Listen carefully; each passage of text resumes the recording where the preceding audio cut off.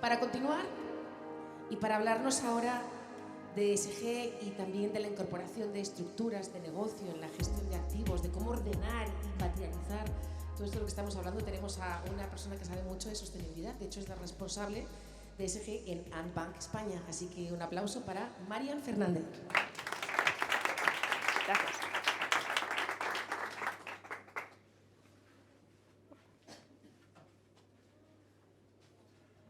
Esto está de viejo.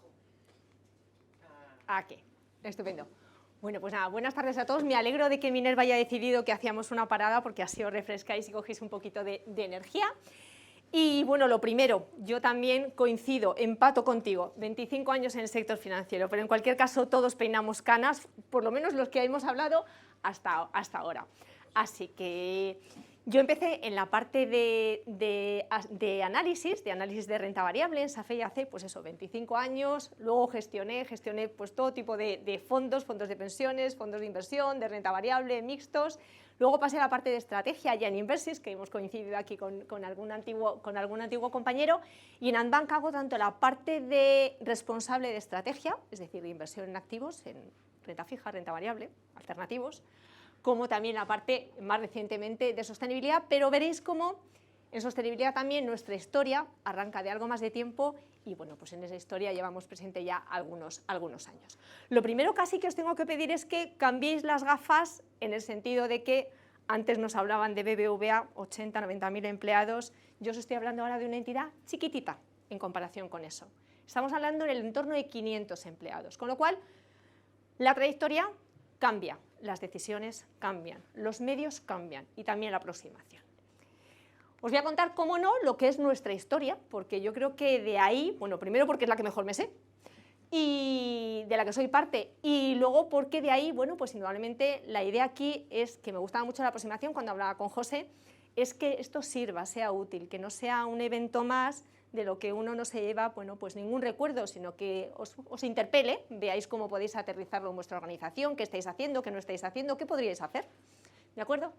Nosotros empezamos en 2016 incorporándonos, bueno, pues a PRI, y luego os iré hablando, no me voy a detener mucho en esta línea de la vida porque luego la vais a ver de alguna forma cómo está reflejada en el resto de la presentación. Pero empezamos incorporándonos, bueno, pues a esa organización de Naciones Unidas de inversión responsable.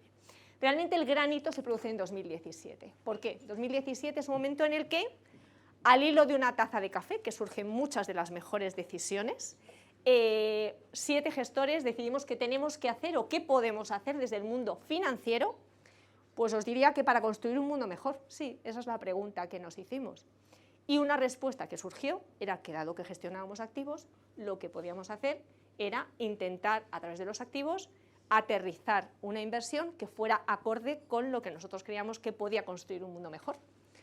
Nos pusimos a bucear, a estudiar, a formarnos, que formación es un concepto que habéis repetido los dos, me gusta mucho porque es esencial y lo veréis luego recogido en la presentación, y decidimos lanzar hace algo más de 3 años, casi 4 años ya, un fondo que era 50% best in class y 50% impacto, y además con otra capa de impacto porque la totalidad de la comisión de éxito y parte de la comisión de gestión se dona, se cede a entidades que investigan en relación con la lucha contra el cáncer, y en ese sentido, bueno, pues generas un impacto. Y os puedo decir, a fecha de hoy, bueno, pues gracias al apoyo de los partícipes hemos donado más de 1 millón de euros a distintas asociaciones para la lucha contra el cáncer, para la investigación en concreto. Con lo cual, bueno, pues un motivo con el que sentirnos orgullosos, y también la gente que ha participado en ello. A partir de ahí, son decisiones de herramientas, de proveedores, de datos, luego lo veremos, de asociaciones, de cómo colaborar, de cómo difundir también, porque la labor, pues tanto de información como de formación como de divulgación es importante, y también una labor que, como veréis luego, pues tiene mucho, pues ya no tanto de lucido, de presentaciones o de sesiones de comisión, tiene mucho de arremangarse y ponerse a hacer políticas, ponerse a construir órganos de gobierno, seguimiento de lo que se hace, gestión de los riesgos, control de los riesgos, bueno, algo tan necesario, ¿de acuerdo? Pero que muchas veces queda oculto bajo la realidad de un marketing, pues algo más vistoso. Iremos paseando a través de esta línea que os digo es nuestra línea de la vida en términos de ESG. El punto de partida, no importa cuál sea el vuestro, cuál haya sido, hay muchos, ya os he dicho que el nuestro fue una charla, un café. En muchos otros es el consejero delegado, que bueno, pues, se siente involucrado con ello. No importa, en algunos casos, y últimamente indudablemente es la parte regulatoria, ya no es una decisión casi, ya es algo donde uno puede decidir el grado en el que es o no es, o el camino en el que lo hace, pero hay un mínimo que normativamente hay que cumplir. Pero en cualquier caso, no importa de dónde venga la generación de idea, pero todos estamos en ese camino, en un punto o en otro. Me gustaba mucho antes, en una de vuestras presentaciones, se comentaba ESG como necesario. De hecho, os muestro ahí una encuesta donde cuando se pregunta pues si se considera que ayuda, que mejora el negocio, el 83% de la respuesta es positiva. Entonces, ¿qué esperaríamos? Que la reacción fuera que la organización diera un paso adelante y que lo integrara en su estrategia, su plan estratégico, llamémoslo X. Bueno, pues la realidad es un poquito más tozuda. Y lo que demuestra es que al final solamente en torno a un 7% de las organizaciones construyen su estrategia en relación o en torno al mundo ESG o de sostenibilidad, y un 41% dicen que está claramente vinculada, ¿de acuerdo? Pero en cualquier caso vemos que de una respuesta inicial abrumadora de un 83%, cuando hay que aterrizarlo todavía no. Creemos que indudablemente esto tiene mucho de que se está caminando en ello. También tiene mucho de que hay veces en que no todo el mundo entiende la sostenibilidad de la misma manera, y particularmente en las partes altas de la estructura de negocio. Yo aquí la recomendación siempre es, como no, y antes se ha comentado, y algunas organizaciones vais a tener la suerte de que el consejero delegado es un convencido. No todas, y hay que hacer una labor de alguna forma pues también de aproximación, de engagement, de no vender o desterrar ideas tipo somos Greta Thunberg, ¿de acuerdo? Sino de que vean que realmente esto es aterrizable, esto es invertible, ¿de acuerdo? Y esto va en consonancia con lo que nosotros entendemos que es el interés, primero de nuestros clientes, ¿de acuerdo? Nuestro deber en el sentido de diligencia de vida que se dice, y también un interés un poco más grande, ¿no? Que es un interés en general de la sociedad. Pero es una labor que no siempre es fácil. Entonces, bueno, pues os animo, si es vuestro caso, el hecho de que convencer sea difícil. Porque normalmente lo esencial, y ahí cambia mucho la película, cambia mucho cuando ESG forma parte del plan estratégico y cuando es un añadido, cuando es algo que uno se coloca como un sombrero, que te lo pones y te lo quitas. ¿De acuerdo? Entonces, lo ideal es incorporarlo ahí. Y eso lleva a una labor de información y concienciación que no siempre es sencilla o bueno, es larga en el tiempo, o sea, no es inmediata.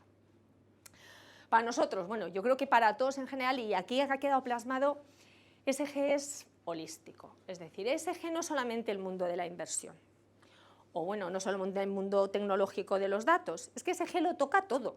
Es que ESG, cuando uno habla, bueno, pues con consultores, y aquí los tenemos y saben lo que es, ESG tiene, en esa realidad poliédrica que yo creo que antes comentabas tú, José, tiene una parte normativa que es impepinable. Además es que cuando es norma, aquí lo mejor no es decir si estás de acuerdo o no con la norma, está aquí y punto. Eso. Pero tiene también una parte comercial imprescindible, es decir, tiene una parte de, en nuestro caso, formación de los banqueros privados, ¿de acuerdo? Diseño de los productos, adaptación de la gama de productos. Hay muchas decisiones, como luego veréis, que hay que tomar. Y, por supuesto, la parte tecnológica es esencial. ¿Por qué? Y os pongo un ejemplo. No sé si estáis familiarizados o no, pero hay unas siglas que son EETs, que es de alguna forma, bueno, pues el sistema que se ha alcanzado, el protocolo para el intercambio de información entre los que fabrican productos de inversión, fondos, por ejemplo, y los distribuidores de los fondos de inversión en temas de sostenibilidad. Tiene, creo que son 447 campos de Excel, otra vez. 21 me parece que son los obligatorios, entre comillas, o con los que se está empezando a reportar, y esto todavía no es un esquema que se esté implementando de manera generalizada. Pero ¿cómo manejamos 447 campos de Excel de fondos cuando comercializamos miles de fondos? Pues indudablemente la tecnología, entre otras muchas cosas, está ahí y tiene que estar para ayudarnos. No queda otra. Es casi tan impepinable como la normativa. Yo es que creo que no deberíamos de negarlo.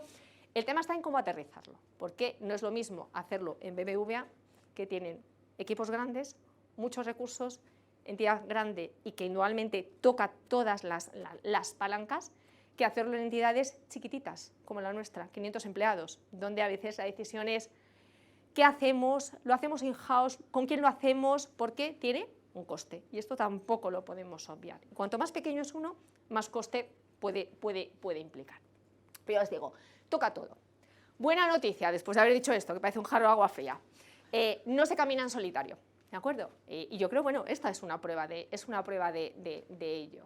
Es decir, la experiencia que todos tenemos en entidades grandes, en entidades más pequeñas, en entidades de capital riesgo, en entidades de banca privada, está ahí, está para compartir, y hay foros donde se comparte, y sobre todo yo creo que forman por parte, o yo quiero sentirlo así, de ese espíritu colaborativo y cooperativo, porque al final, si es que al final esto va en beneficio de todos nosotros como entidades, como de cara a nuestros clientes, porque veréis un poco, para mí la esencia está ahí en ellos, y de cara a algo más. Entonces, vais a encontraros, para aquellos que no estéis a lo mejor tan avanzados en el camino, con distintos foros donde se va a apoyar.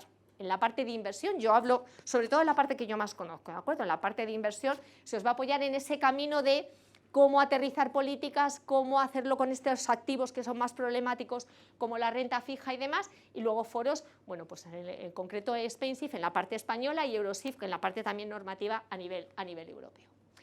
Porque si cogéis los principios de PRI, y yo me he detenido ahí en uno de ellos, ese espíritu cooperativo forma parte de ese ADN, es decir, en los principios está incorporar criterios extrafinancieros, ser propietarios activos, y ahora lo veremos, buscar ser transparente, pero el trabajar conjuntamente es algo esencial.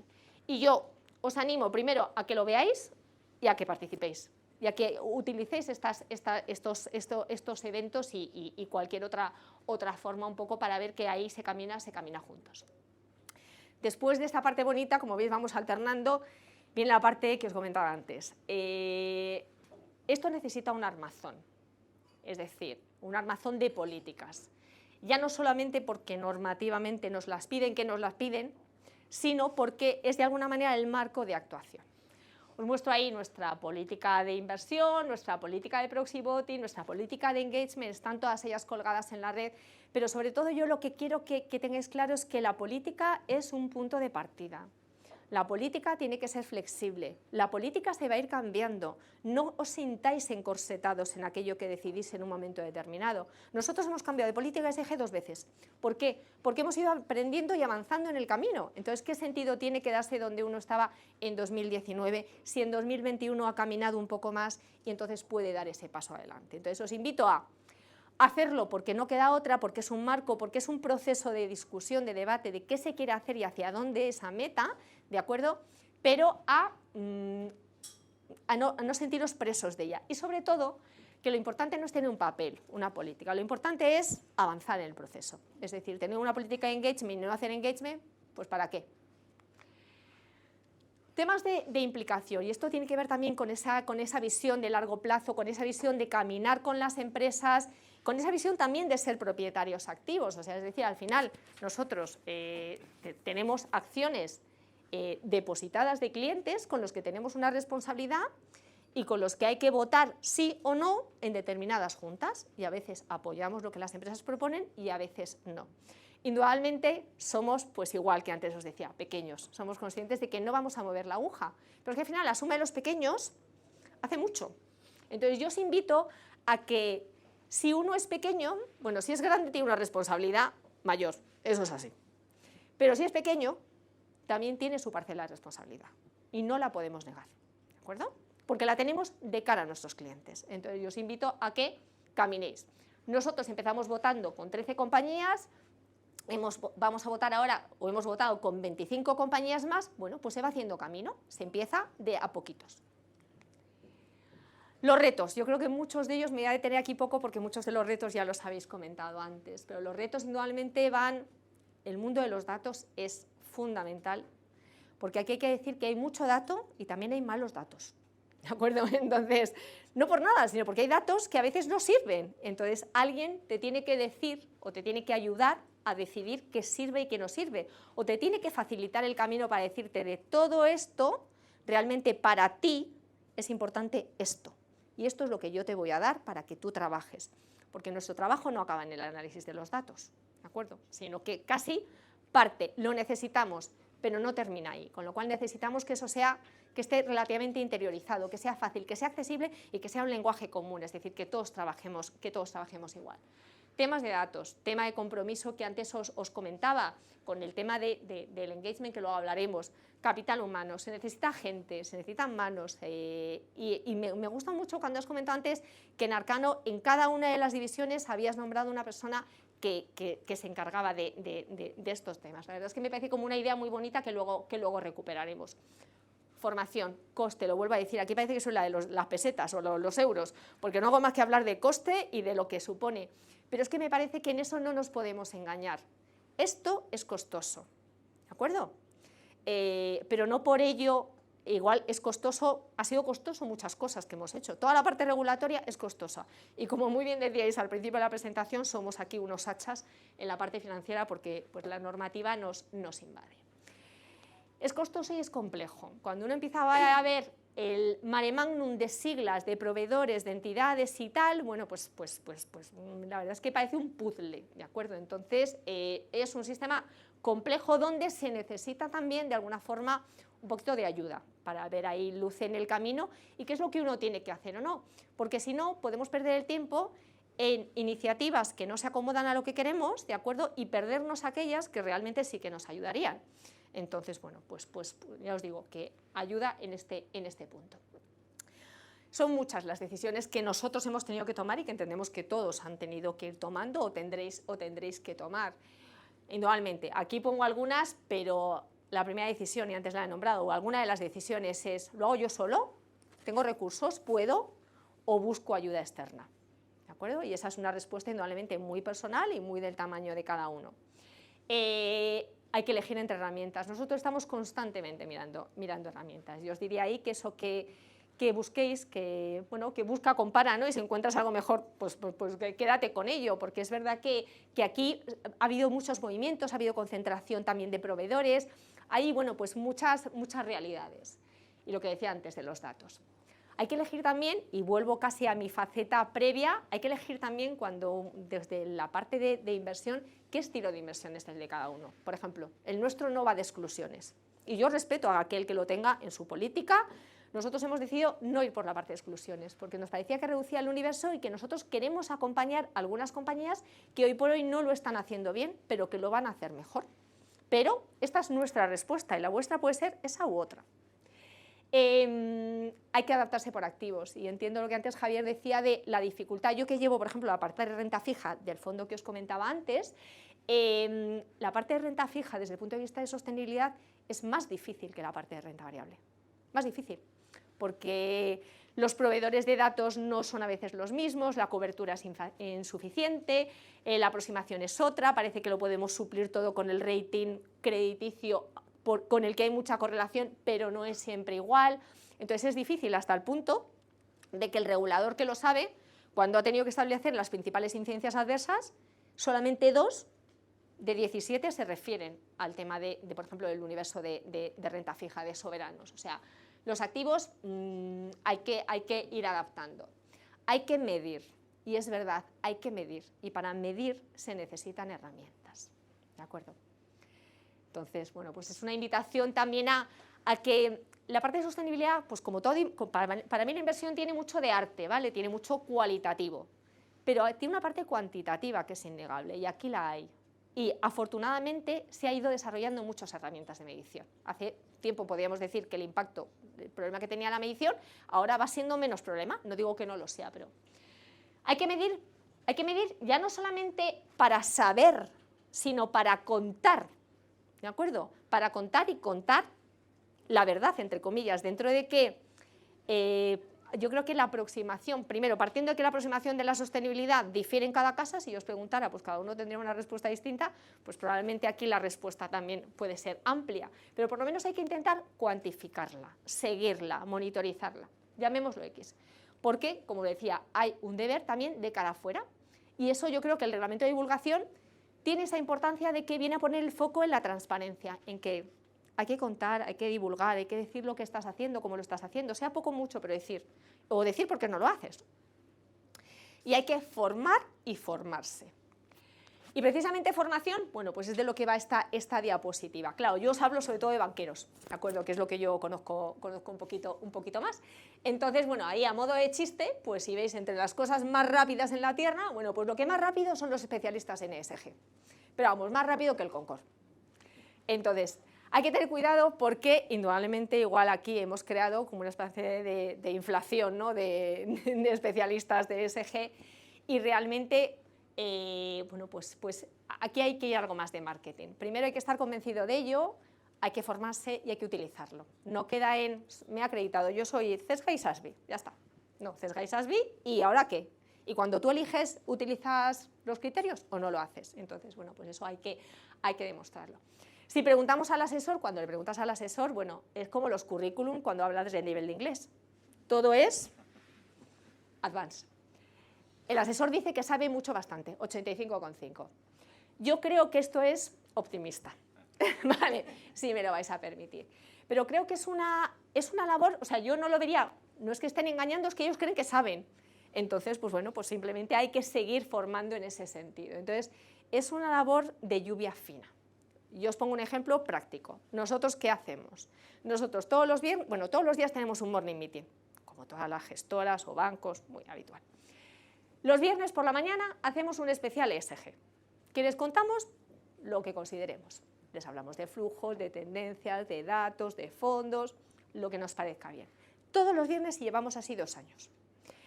Además, hacemos cosas especiales de formación, pues por ejemplo, contamos con gestoras internacionales, donde bueno, pues ellos vienen y exponen pues, cómo tratar ese activo o cuáles son las tendencias, las dudas y demás. Bueno, lo digo como ideas por sí. Para alguien son importantes, pero se insistiría en eso, que es una formación obligada y continua, para todos, ¿de acuerdo? No solamente para el banquero, para el analista, para el gestor, sino que indudablemente, bueno, pues llega a muchas capas. ESG para nosotros es, o siempre lo hemos querido ver así, y yo creo que la parte de inversiones que arrastramos, los que un poco empezamos, al menos con el fondo, nos ata mucho a la tierra, ¿no? Es decir, ESG es por el cliente, para el cliente y tiene que ser desde el cliente. Y esto nos tiene que obligar a que adaptemos el discurso, a que no engañemos con el exceso de marketing, ¿de acuerdo? Y a tener en cuenta que al final la rentabilidad tiene que ir de la mano. Y coincido con lo del estudio, es verdad que ningún metaestudio dice que esto sea mejor por ser ESG. En riesgos sí que es verdad que la lectura que se da es un poco mejor de control de riesgos, pero también eso hay que ser capaz de decirlo. No podemos decirle al cliente, con esto vas a ganar más, porque no lo sabemos, porque no siempre es verdad, porque a lo mejor es verdad en ciertos horizontes temporales o en ciertos activos, pero no siempre. Entonces no podemos ir diciendo verdades pues que no lo son. Y desde el cliente y para el cliente, y ahora pues la verdad es que con el cliente, en el sentido de que tenemos ese Green MiFID, que ya está aterrizado y que es un reto en la relación con el cliente. ¿Y por qué digo que es un reto? Porque uno se tiene que sentar con el cliente y si no ha hablado antes de sostenibilidad, tiene que hacerlo. ¿De acuerdo? Y es una conversación que el regulador, y aquí soy crítica, no lo ha puesto nada fácil, porque le tenemos que hablar al cliente de cosas muy raras, que son principales incidencias adversas y que es reglamento de divulgación, cuando a lo mejor no sabe él lo que es. Entonces, yo creo que esa conversación hay que desdramatizarla y acercarla, ¿de acuerdo? Y aprovecharla un poco para, si la conversación no ha tenido lugar antes, pues que sea en ese momento cuando se hable con el cliente un poco de temas de sostenibilidad de enfoque. Lo ideal sería que hubiera sido antes, pero en cualquier caso ahora es obligado. Pero siempre un poco el cliente ahí en ese punto de mira. Esto lo he tomado de una consultora, de Boston Consulting, porque es que los consultores hacen trabajos extraordinarios, la verdad, y muy útiles para las presentaciones. Esto es el viaje ideal, ¿vale? Por darnos un poquito de altura, un poquito de sueño. El viaje ideal parte de cumplir, de hacer lo mínimo, lo que normativamente se nos puede exigir, ¿vale? Y ahí estamos todos, o sea, en ese punto, perdón, me quito para, si queréis hacer la foto, en cumplir. Pero el paso siguiente está en contribuir, en realmente ir, pues lo que decíamos antes, uno crea las estructuras, lo va integrando poco a poco en la estrategia, va avanzando, va conociendo, va... El paso siguiente, y es fundamental, es lo de convertirlo en una ventaja competitiva. Aquí hay oportunidades, lo habéis comentado antes los dos. Hay oportunidades, hay negocio, hay obligaciones también, pero hay oportunidades, ¿de acuerdo? Entonces, bueno, pues es una ventaja competitiva lo que puede ser asociado a nuestra entidad, si es el camino o es el paso siguiente que se atreve a dar. Y es un acelerador. Y indudablemente eso tiene que ir de la mano de la tecnología. Yo creo que ese paso no se puede dar si no hay tecnología de por medio, ¿de acuerdo? Probablemente hasta ni siquiera la primera probablemente se pueda dar, pero bueno, la tercera no cabe duda. Hasta, indudablemente, aquellos que lo convierten ya eso en un leitmotiv, en algo que les mueve, ¿vale? En su contribución. No todo el mundo está llamado a estar en la última casilla, ¿de acuerdo? Yo aquí es un poco un llamamiento también a conocer vuestra entidad y saber dónde queréis llegar. Y después de ese sueño, de esa evolución, bueno, pues el pragmatismo. Si tuviera que daros ahí un resumen, ¿no? de por lo menos lo que a nosotros nos ha guiado y cómo nosotros intentamos hacerlo, repito, en una entidad pequeña y especializada y de banca privada, que no hace de todo, hace algunas cosas, pero muchas otras no las hace, ¿vale? Cuando nos hemos aproximado al mundo de la sostenibilidad, yo os diría, más allá de lo normativo, gradualidad, paciencia. No se consigue convencer al consejero delegado o al presidente o al responsable correspondiente si no está convencido en una reunión, ¿de acuerdo? Esto es un camino. Y lo mismo, la formación. Adaptado a cada organización. Habéis escuchado 3 historias distintas, pero en cada organización habría una historia diferente. No pasa nada. O sea, no os sintáis obligados a copiar ningún modelo. Aquí la cosa es lo que os sirva, ¿de acuerdo? Pero el modelo lo tendréis vosotros y veréis cuál es la receta. Con la honestidad de que al cliente, o sea, ya somos muy mayores para contar mentiras. O sea, al cliente hay que decirle que cuando invierte de esta manera se reduce algo su espectro de inversión. Pero es que invertir es elegir entre alternativas. Con lo cual, cuando uno invierte, siempre reduce su universo de alguna manera, porque descarta. No porque elimine, sino porque descarta, ¿vale? Entonces, hay que decirle esto. Y al comercial hay que decirle que tiene que estudiar. Bueno, y al gestor, no.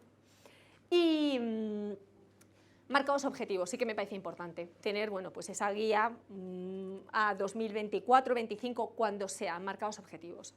Es verdad que con entidades pequeñas hay que hacerlo desde lo sencillo, ¿de acuerdo? Porque, bueno, pues normalmente no es tan fácil, pero está bien tener queremos llegar hasta aquí. Y finalmente, lo ideal es, SG no solamente, y yo creo que ahí, bueno, pues las referencias que tenéis ahí son buenas, pero SG en mi caso, o en nuestra entidad, empezó naciendo en la gestora, ¿de acuerdo? Como antes os comentaba, a través de un fondo. Pero la intención es que efectivamente esto sea, bueno, pues una especie como de mancha de aceite y que acabe siendo integrado en toda la organización, incluso en todo el grupo, que nosotros somos un grupo pues, que viene de Andorra, pero que tiene presencia internacional, y entenderlo como algo que, ya digo, que funciona en todos los sentidos, o sea, es transversal y es vertical. Y esto era lo que quería compartir con vosotros. Muchas gracias.